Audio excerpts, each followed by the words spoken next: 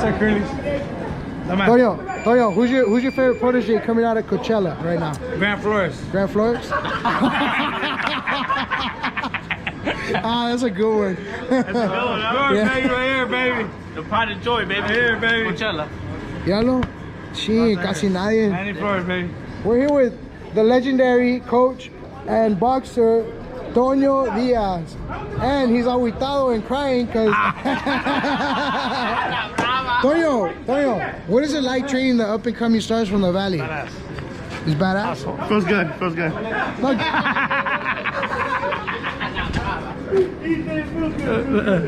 Come on, Toño.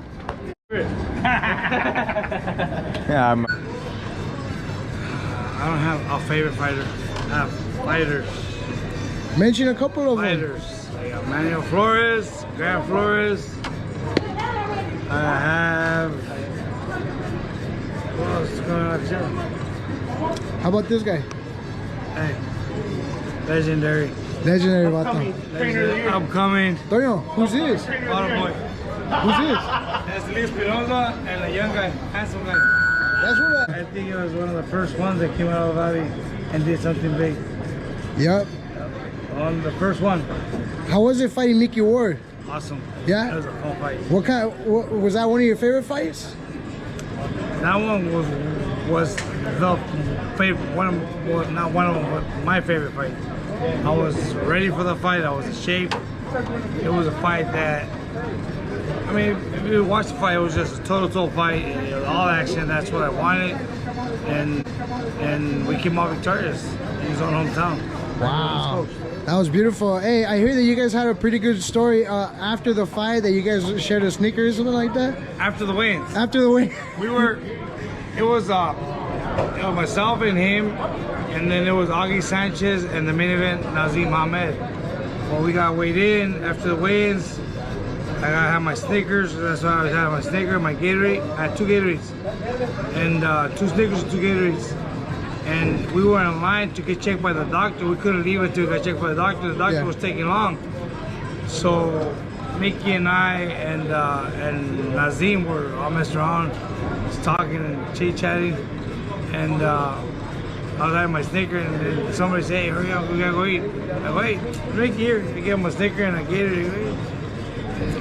Let's share. As a matter of fact, Joel told Lee Espinoza, told Lee, hey Lee, remember that fight we were expecting, the toe-to-toe war between Toño and Mickey? Yeah. Goes, yeah, I remember what happened. I don't think it's gonna happen. Why? We're all buddies are sharing Gatorades and Snickers. Like, what the? Oh man. I remember when I beat him, his cutman, one of his cornermen told him, Mickey, I think you got robbed. He said, no, I did. Wow. He won. Wow. How did that feel for you, winning in his hometown and all that? It was a great feeling, man. Like I said, I was well prepared. I knew what I was stepping up to, and I just got ready. It was a great experience on that fight. Out of all your training camps, which one has been by far your best one and your favorite one? That one? Actually, that one was one of my best training camps. I was in Big Bear for that fight. I was training up there. Did everything awesome, everything well. No problem with the weight, nothing. And also for Ivan Robinson. Ivan Robinson? And if you see the performance on both fights were on HBO. One of the best performers ever. Wow. I'm going to have to look into it. How old were you when you fought Mickey Ward? I fought Mickey Ward in 2000. I was 24. 24 years old? Wow, bro. So it was August 18, 2000. I was telling my cousin that Toño's a boxing encyclopedia. He knows everything he's ever said from the day he was born to fucking right now. Not from the day. Well, not to right now. Because from when I retired to now, it's been kind of hard.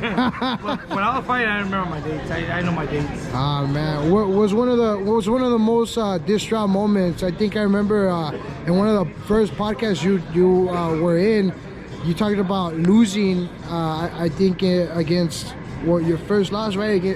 My first loss, I lost to a guy I shouldn't have lost. His name was Ruben Gonzalez or Ruben. He's a little cholito from LA, and it was one of my first fights where I never felt nervous, didn't feel butterflies, and I just went in there confident I was gonna beat him. I was 3-0, 3 knockouts, and I was feeling comfortable. I was gonna knock him out, and we went decision, and he won the fight by decision. I don't know how. I thought I won the fight. This fight was in the the Marriott, Irvine Marriott, and after that, I was like, man, like, what the hell happened? And then I came back to JK work training, and I got set up on my second loss fight, on my second loss. I was set up. They called me, they told me, hey, you're fighting this day in Vegas, 142 pounds, all right, so I was ready. We left here. When we got to Vegas, the day before the weigh-ins, they tell us, oh, Lee, we called you, and you had just left. Antonio's appointed foul, but we have another fighter here. At that time, there was a fighter by the name of Juan Lascano. He was a prospect that was signed by that promotion company. And he goes, we have Juan Lascano here if you want to fight him. So Lee looks at me and tells me, hey, what do you think? Wait, Lee, we're here. I mean, let's fight. And I was a 4-round fighter at the time, and they both out the fight at 6 rounds. So they told me, hey, but it has to be at 136. This guy's a 135 pounder. So I was at 142. So what I did that night, wow, I got a trash bag. I put it, I made a little vest, put it on, put my clothes on. I went for a run. Came back next day. I worked out a little bit. Next day I weighed in at 136 pounds.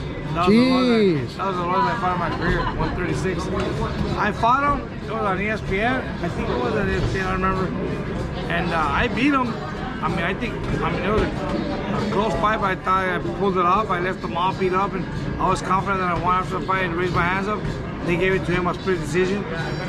And after that, Lee came and told me, hey, you know what, Toño, blah, blah, you know, you're a great fighter.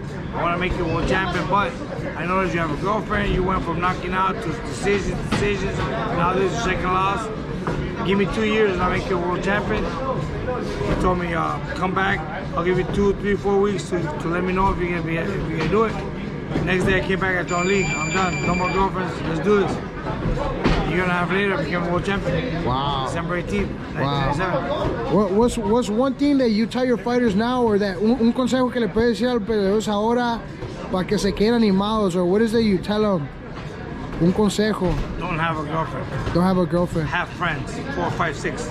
Yeah.